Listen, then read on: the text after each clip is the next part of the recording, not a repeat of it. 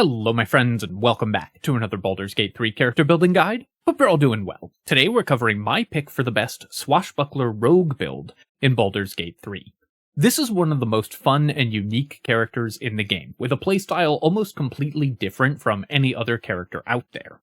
You operate almost completely independently from your team. You don't rely on them for setting up sneak attacks or buffs or any counterplay, but instead dance around the battlefield, completely ignoring what enemies are trying to do to you, while being one of the most disruptive melee fighters out there. You distract, disarm, debuff, disrupt, and destroy enemy plans because of your excellent damage, deceptive tankiness, and enormous suite of tools for stopping enemies from doing what they're trying to do, making this character just an incredibly fun and unique character to play that brings a ton of value to an honor mode party. If you want a character that provides fun and creative solutions to every problem you might face, while helping your party smoothly execute your plans, and not requiring any help in turn, and disrupting what enemies are trying to do tremendously, then Swashbuckler Rogue is the character for you. I'm using Astarion as the example character here because, of course, this is a rogue build and he's the rogue of the party, but also because he makes the best swashbuckler rogue in the game, specifically Origin Astarion, so that you can respec his High Elf cantrip to be Booming Blade.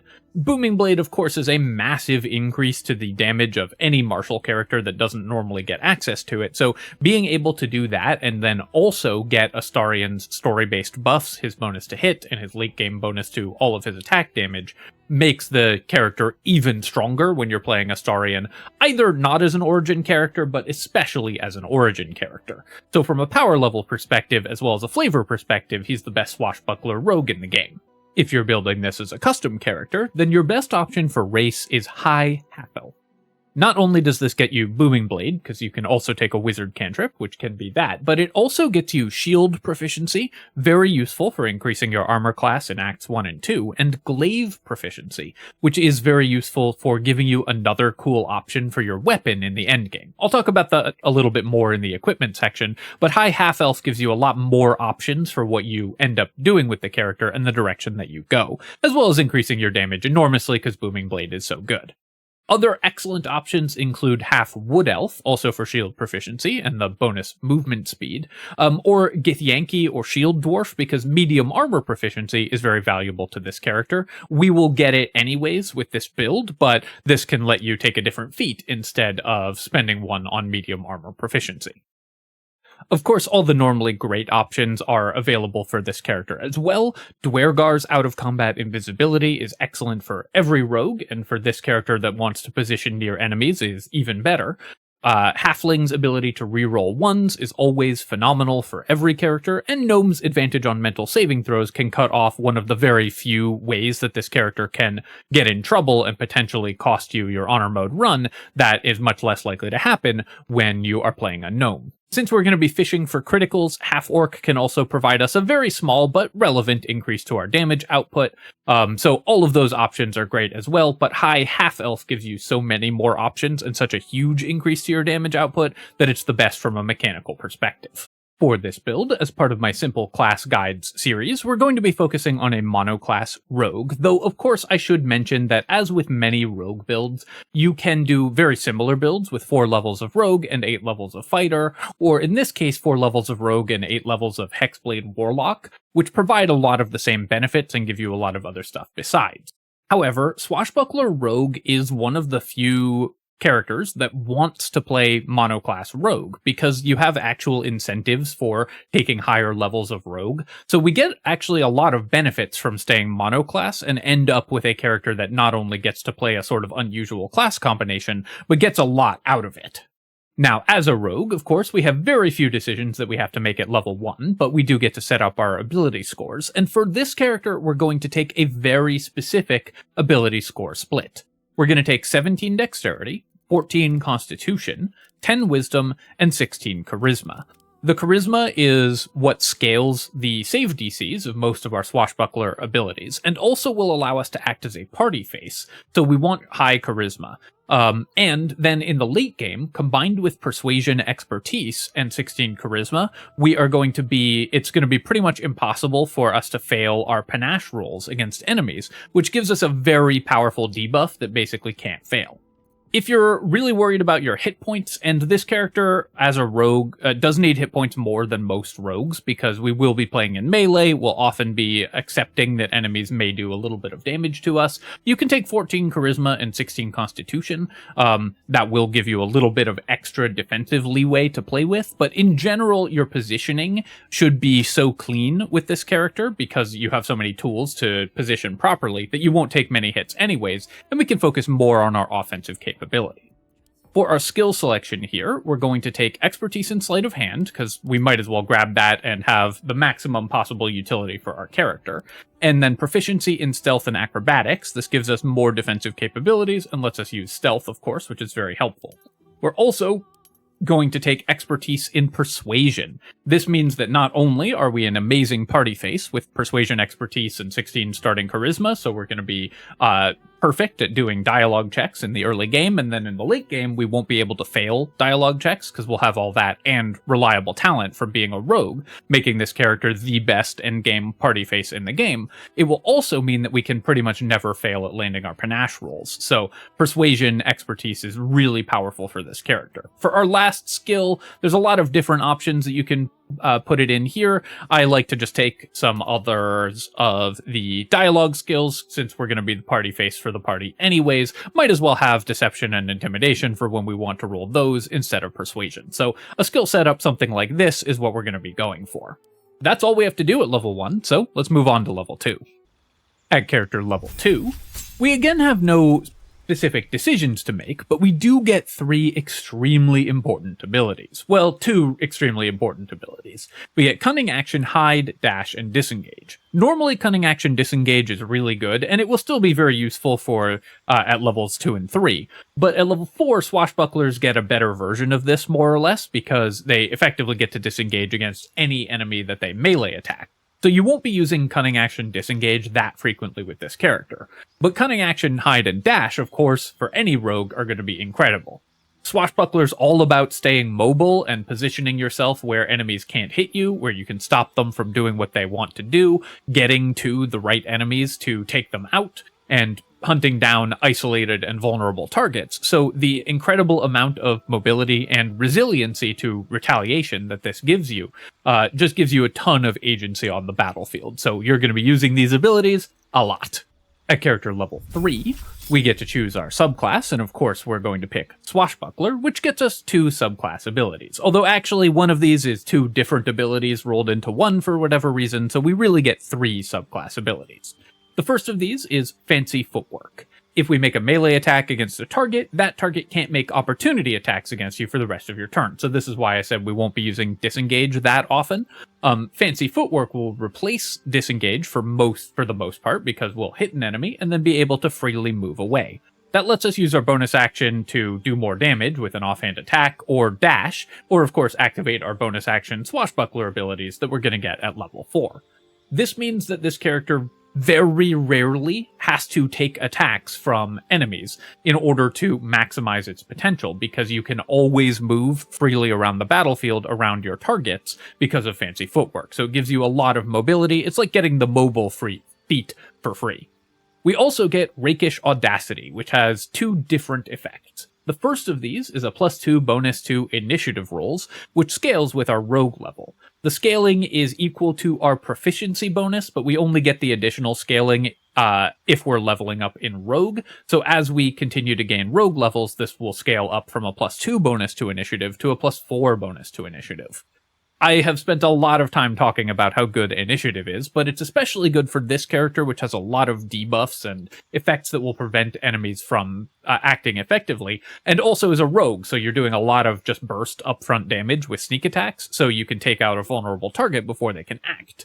In addition to this, combined with being a dexterity character, this prevents us from needing to spend a feat on alert. So being a Swashbuckler Rogue lets us get +9 initiative, totally respectable for honor mode, and will let you go before almost any enemy in the game extremely reliably, without having to spend that feat. So we basically get that feat back to spend on something else. So very, very valuable bonus here, of course. The second part of Rakish Audacity, this tooltip is actually completely incorrect. It says you no longer need advantage to sneak attack, advantage to trigger sneak attack, as long as you're within 5 feet of the target and don't have disadvantage. This tooltip is actually a complete fabrication. That's not what it does at all. But luckily, the tooltip for actually sneak attacking in game is correct. So I will just show you what this actually does now. So rather than the incorrect level up tooltip, what Swashbuckler Rogue gets at level 3 from Rakish Audacity is replacing their normal sneak attack with Rakish sneak attack, which is the same but better. So just like normal sneak attack, it lets you do sneak attack damage against anyone you have advantage against, or against anyone that you have an ally threatening. So if you have an ally within melee range of an enemy, or if you have advantage against the enemy, you can trigger sneak attack damage. In addition to the normal ways to trigger sneak attack damage, it also lets you use it if that enemy has nobody else within 7 feet of it. So any isolated enemy, you can get sneak attack without having to have help from your allies, without having to have advantage. This means that the Swashbuckler Rogue pretty much has 100% uptime on sneak attack. If enemies are grouped together, then you can have an ally move up to them, and then you can just trigger sneak attack normally. Of course, you can get it from hiding, just like you normally would, but you can also get sneak attack against any isolated enemy, which lets you easily hunt down and eliminate priority targets in combat, while moving freely around the battlefield. And if they happen to survive your attacks, you get to move away from them because you have the ability to just move away without provoking an attack of opportunity. So very powerful, and means that unlike other rogues, there is no turn where your Swashbuckler Rogue won't get sneak attack. That's very important for rogues since that's where all their damage comes from, so being able to trigger that extremely reliably matters a lot. At character level 4, unlike the other rogue subclasses, Swashbuckler Rogues get 3 more subclass abilities. We get 3 different bonus actions, so we can only use one of these each turn unless we have multiple sources of extra bonus actions. But these give us a lot of tools for disrupting and damaging enemies. Firstly, we get Dirty Trick Vicious Mockery, which lets us cast the Vicious Mockery cantrip using a bonus action. This is not an enormous value for this character. If you are going to attack with a bonus action, usually you're better off just having 2-hand crossbows, and then you can do an offhand bonus action attack. But if you have a bow that, just a longbow or something equipped, or a short bow or longbow equipped, because that's the bow that you're using for ranged attacks, this gives you a ranged bonus action attack, which is not something bad to have at all. The disadvantage that enemies take on their next attack roll is pretty relevant, especially in the early game, and because we have 16 charisma, this will land reasonably efficiently because it uses our charisma to calculate the save DC. The second option here is Dirty Trick Sand Toss. This is melee range and requires us to make an attack roll, but as a bonus action, we can deal a d6 of bludgeoning damage to an enemy, and if they fail a constitution save, then we blind them for 2 turns. The save DC on this constitution save uses our dexterity to calculate the save DC. The Swashbuckler abilities are supposed to all use charisma, but for whatever reason, Sand Toss uses dexterity. This might be fixed in a future patch, but for now, at this level, it doesn't matter, and at later levels, it's just better because it increases the save DC more when we're leveling up our dex. 2 turns of blind for a bonus action is a really nice debuff, especially in the early game, but it remains relevant throughout the game.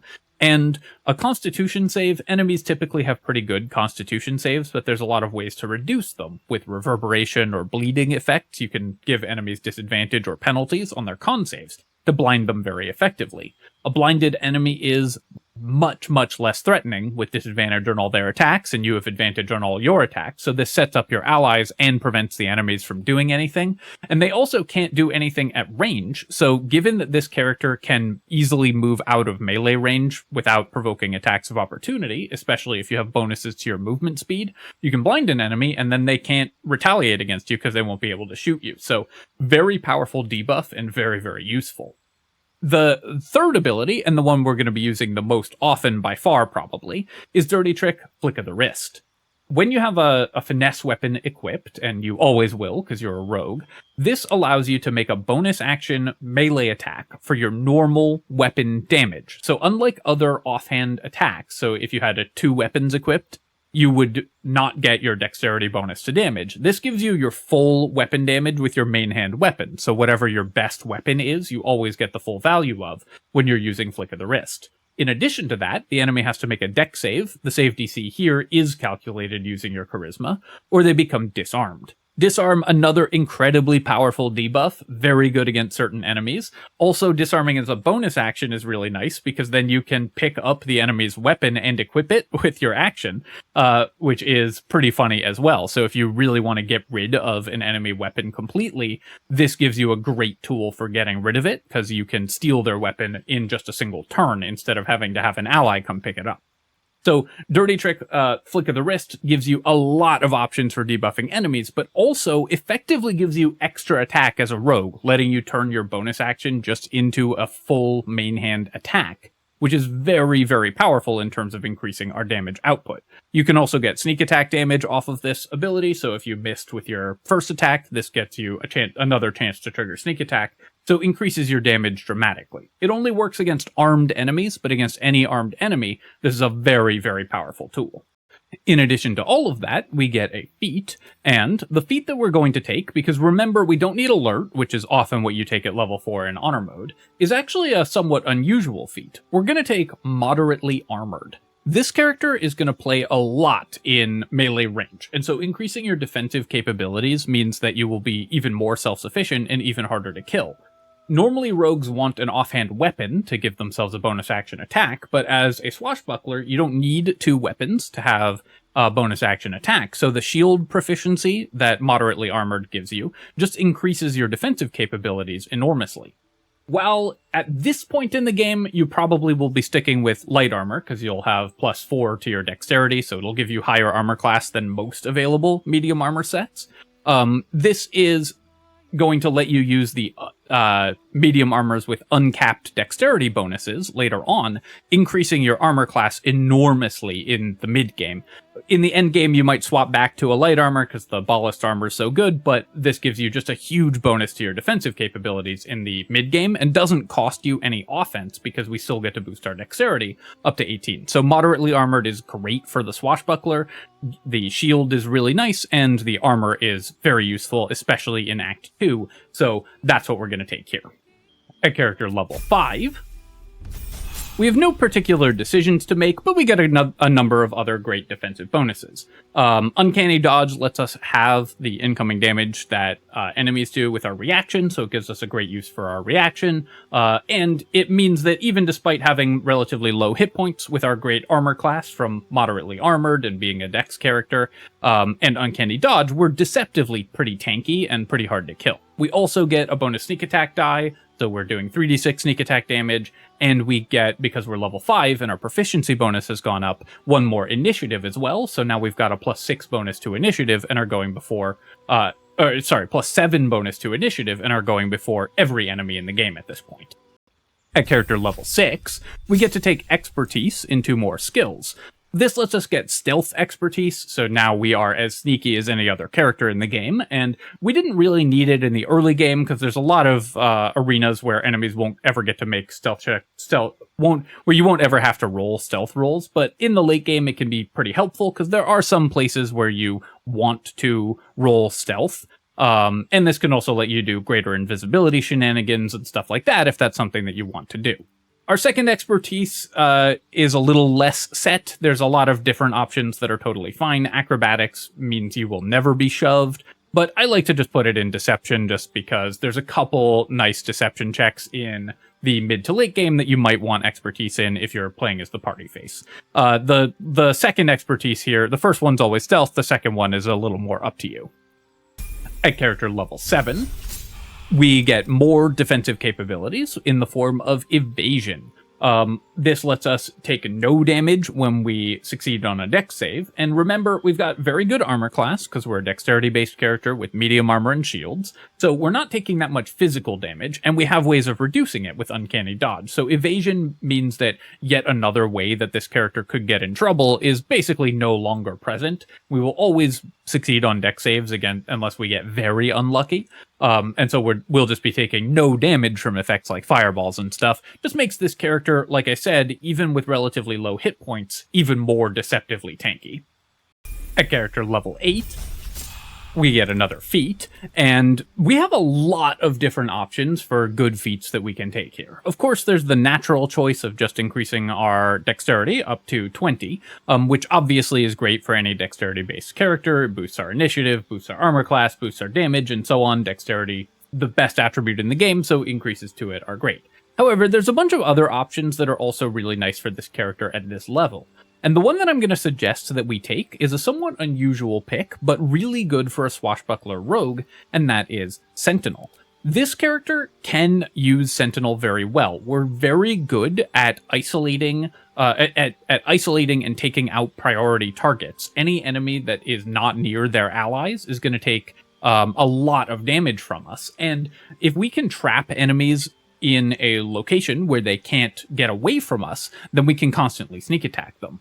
This also gives us advantage on opportunity attacks, which means we will get even more sneak attacks and, of course, more critical hits and everything else, and also lets us play near our allies in order to put defensive sneak attacks on them if our ally gets attacked. This character has very high armor class, so enemies will often prefer to attack our allies, so this gives us the ability to play with our team as well as away from our team.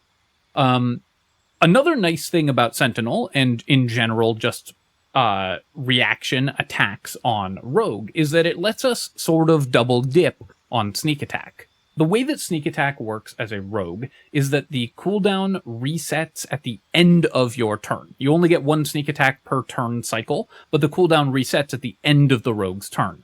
So if you go first and then make a sneak attack, and then an enemy runs away from you and you opportunity attack them, you get to sneak attack them again.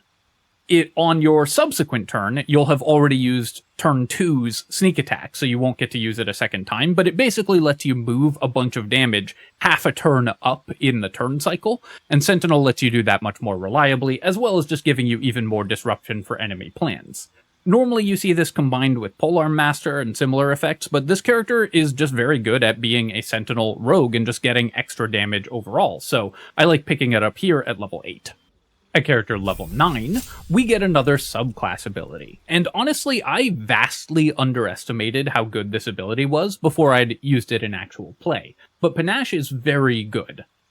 This ability gives us two different modes, depending on whether we're using it out of combat or whether we're using it in combat. It takes no resource to activate and has a 60-foot range, but does use our action. Out of combat, it lets us make a persuasion check against an enemy's insight check, or a character's insight check. This will pretty much always succeed. We have expertise in persuasion and 16 charisma, and most characters do not have very strong insight checks, so we'll win this contest pretty much all the time. If they fail, then they become charmed. However, unlike other sources of charm, this doesn't count as a hostile action when it wears off, so it won't annoy the person that you use it on like friends would. So you can pretty much just use this freely to get advantage on all of your charisma checks against anybody for the rest of the game. When used in combat, it's a pretty potent debuff. So this does take your action, which obviously is a very severe cost. But remember that as a swashbuckler, we have a lot of great bonus actions, so we can do this and then also disarm a target in the same turn, for example. We make the same persuasion versus insight, and most enemies have even worse insight checks than most neutral characters, so this will succeed pretty much 100% of the time, and then even more so at level 10 when we get reliable talent, which does work on Panache. And if they fail the check in combat, they gain the Panache disadvantage condition for 10 turns. 10 turns is a really long debuff, and this gives them disadvantage on all of their attack rolls except for the Swashbuckler Rogue, and they can't make opportunity attacks. Now, there's something to know about this ability that's not mentioned in any of the tooltips, which is that it goes away if one of your allies harms that character. So this basically forces a 1v1 between you and the enemy, or just gives them disadvantage on all their attack rolls for as long as you're not fighting them. As a swashbuckler, we have lots of ways to evade enemy attacks, just by moving away, for example. So we can give an enemy disadvantage here, disarm them to take their weapon, and then run away, and then that enemy has disadvantage on all their attacks for the rest of combat, as long as our allies don't harm them. That's a super powerful debuff, and we, of course, can freely attack them during that time as well. That's a super powerful debuff. An enemy with no weapon and disadvantage on all their attacks is mostly not a threat, so in any combat that's going long, Panache Disadvantage is a pretty potent debuff, and more importantly, one that basically can't fail, because you will always win your Persuasion versus Insight check, so you spend your action to give an enemy disadvantage on everything they do for the rest of combat. That's a pretty good trade in a lot of circumstances, especially if you're getting bonus actions from haste or bloodlust elixirs and so on. This is a very powerful debuff. Definitely experiment with this, but anything that lands as reliably as this does is a very potent tool, so Panache is a very nice boost to your late game combat ability. Also, of course, we're level 9 now, so we get a bonus to our proficiency, which increases our initiative even further. Now we have a +8 initiative bonus, so again, we're going before pretty much every enemy. At character level 10, as a rogue, we get another feat, which is another reason that being a monoclass rogue is pretty nice for this character, because there's a lot of feats that we want. And again, we can take an ability score improvement to boost our dexterity, but I'm actually going to suggest another feat instead of that one, in this case, Savage Attacker. Not in patch 8, Savage Attacker was fixed to work with sneak attack dice, and now that we're level 10, we have 5d6 of sneak attack damage, so Savage Attacker is a pretty significant increase to our average damage output. So, in general, I think for a character that's rolling this many dice, it will be a better pick than an ASI, though an ASI, of course, is still always going to be an excellent option, so either of those are great, but Savage Attacker will give us a little bit more damage. If you're finding that your hits aren't landing that reliably, just take the ASI to increase your hit chance instead. At character level 11, we get Reliable Talent, which means that not only are we incredible at being a party face and all of the skills that we're doing, we're never going to fail to pick locks, we will always pass our stealth checks, and so on.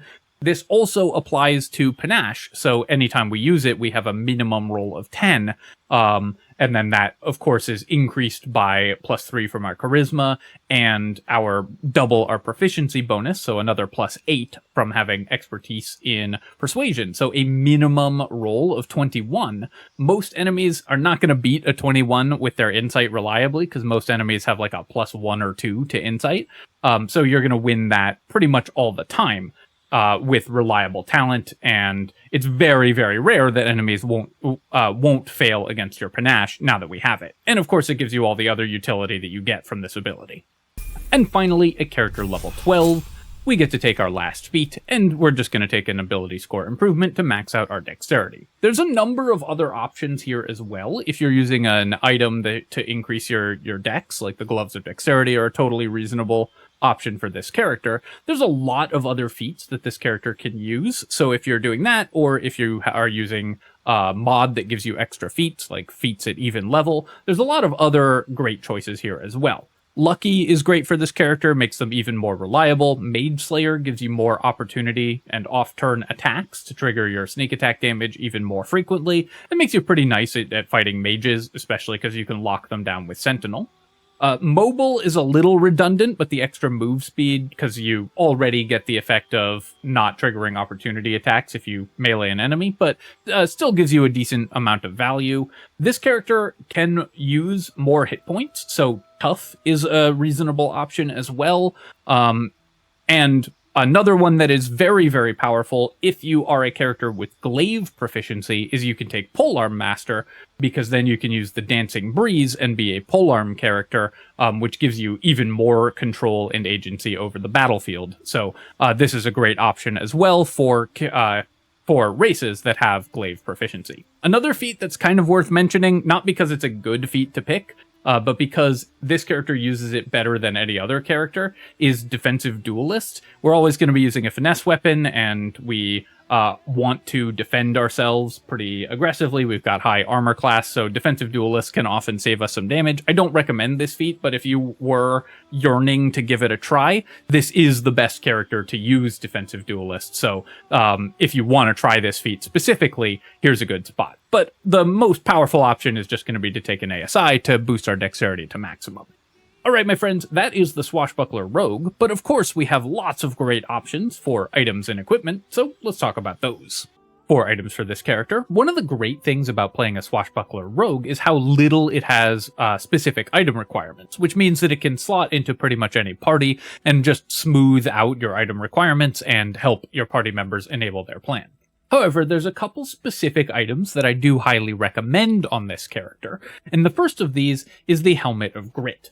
The Swashbuckler Rogue has amazing bonus actions. We have some of the best and most varied uses for our bonus actions in the entire game. And unfortunately, we can't be a Thief Rogue, because you can't multi-class Rogue with Rogue, in order to get multiple uses of them. The Helmet of Grit lets us play at half hit points, which is not that big a deal for this character, because although this does make it a little more risky, we're going to be positioning so that we don't get attacked and disarming or giving enemies disadvantage and stuff like that, in order to stop ourselves from ever taking damage. So the Helmet of Grit gives you a lot more mobility, agency, and damage on the battlefield in general. You want to deliberately reduce your hit points below half in order to make use of this item. It does feel a little risky, but the power level returns are tremendous on this item. Another specific item that's incredible for this character is the Duelist Prerogative.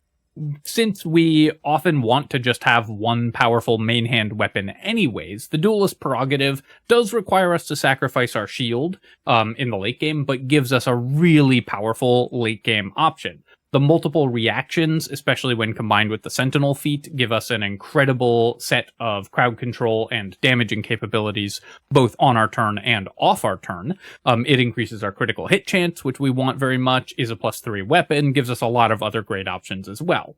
The Dueler's Enthusiasm ability is a little bit less important for Swashbuckler than for other characters, because we can already often attack with our bonus action. But against unarmed enemies, this lets us do the maximum amount of damage, because you can't use Flick of the Wrist if the enemy doesn't have a weapon. You can use Dueler's Enthusiasm, so this makes sure you're maximizing your damage every turn, unless you want to spend that bonus action on Sand Toss. Combine that with the Helmet of Grit, we have even more great bonus actions. Other than those two specific items, there's not anything that you require for this character, but there are a number of other great items that can increase the character's power level even further. Obviously, you can use stat items like the Gloves of Dexterity or the Elixir of Hill Giant Strength to get more feats, which of course is really nice. I mentioned a lot of feats that are very powerful for this character, so the stat items are good for us, as they are for everybody. And increases to our critical hit chance, like with the Dead Shot, make our sneak attacks significantly better. The Dead Shot also, if you are Astarion and have longbow proficiency, doubles as a great ranged weapon. Alternatively, a pair of hand crossbows gives you a ranged bonus action attack and lets you operate at range if you don't want to be fighting in melee for that turn, so another great choice, and that's probably what you'll go with in the early game up until you get access to the Dead Shot to increase your critical hit chance passively. Increases to your damage output, like from the Helldusk gloves, anything that increases the damage you do per attack, and especially things that add dice to your damage, because we're going to be fishing for critical hits, so the more critical hit chance you build, the more adding extra dice, which then get doubled on a critical hit, increases your damage output, are very powerful. And the Helldusk gloves specifically are great for this character because your dirty tricks count at use your spell save DC to calculate the DCs on them. So the increase to spell save DC and unlisted increase to hit chance, as well as the increase to damage on the Helldusk gloves, are amazing. And bleeding is a very powerful effect. That's only for unarmed attacks, but the bleeding that you can get, if you have bleeding from another source, then it will be very useful for the con save on Sand Toss. I just thought of bleeding because I was looking at the Helldusk gloves. So anything that inflicts bleeding from your party member is very, very useful as well.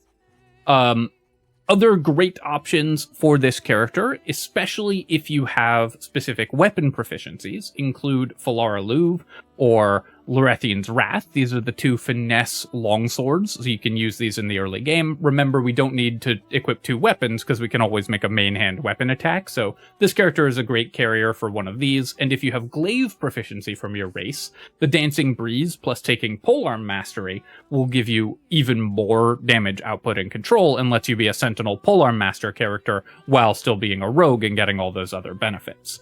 If you don't have those weapon proficiencies, the Knife of the Undermountain King as a great short sword, and it's like going to be the highest damage bonus, increases your critical hit chance and everything as well, so it's always going to be really good in the early game.